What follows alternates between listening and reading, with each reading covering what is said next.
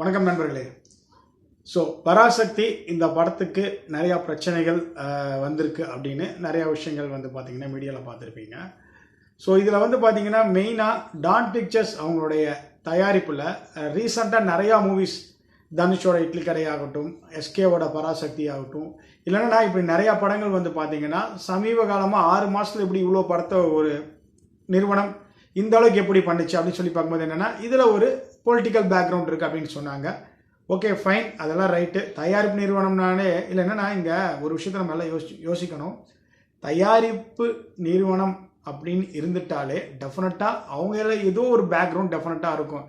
எடுத்தோடனே அவங்க சினிமாவில் வந்து சம்பாரித்த பணமாக இருக்காது, வேறு ஒரு பிஸ்னஸில் இருக்கும். அதை கொண்டு வந்து போடுறது தான். ஓகே, அதெல்லாம் நான் சொல்ல வரல. மெயினாக இங்கே என்னென்னா இப்போ எஸ்கேவுடைய பராசக்தி படத்துக்கு பிரச்சனை அப்படிங்கிற மாதிரி நிறைய விஷயங்கள் நம்ம இங்கே பார்க்கப்படுகிறது. அதாவது இந்த படத்தோடைய ப்ரொடியூசர் தரப்பில் வந்து பார்த்தீங்க அப்படின்னா இப்போது அப்ஸ்காண்ட் ஆகிட்டாங்க.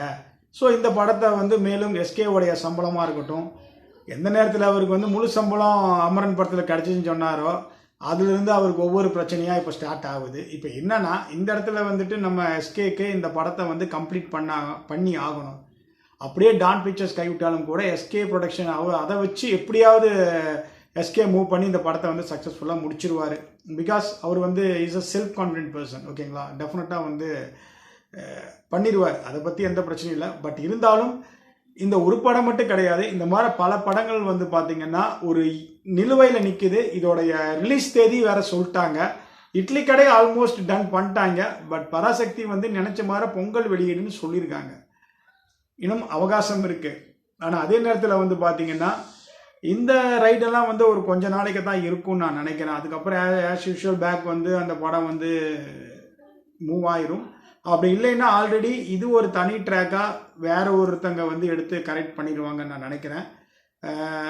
ஸோ இதை மெயினாக இந்த வீடியோ நான் எதுக்காக சொல்கிறேன் அப்படின்னா இந்த ரீசன் பிஹைண்ட் வந்து பார்த்திங்கன்னா பராசக்தி படத்துக்கு ஒரு நல்ல கண்டென்ட்டான மூவி தான். பட் இவ்வளோ பிரச்சனைகள் வந்து இப்போ வந்திருக்கு அப்படின்னு ஃபேன்ஸ் தரப்பும் சரி பொதுமக்களும் சரி பார்த்துட்டு எஸ்கே படம் என்னடா அமரனில் அடித்த 350 கோடி, அடுத்தது வந்து பார்த்தீங்கன்னா அதை தக்க வச்சுக்கிறதுக்காக எஸ்கே வந்து ஒரு மிகப்பெரிய ஒரு ப்ராஜெக்ட், அதுவும் சுதா கொங்குராவோட பண்ணாங்க அப்படிங்கும்போது எல்லாருமே ரொம்ப எதிர்பார்க்கப்பட்டது. பட் இப்படி ஒரு விஷயம் வந்தது தான் வந்து எல்லாருக்கும் ஒரு வருத்தம்.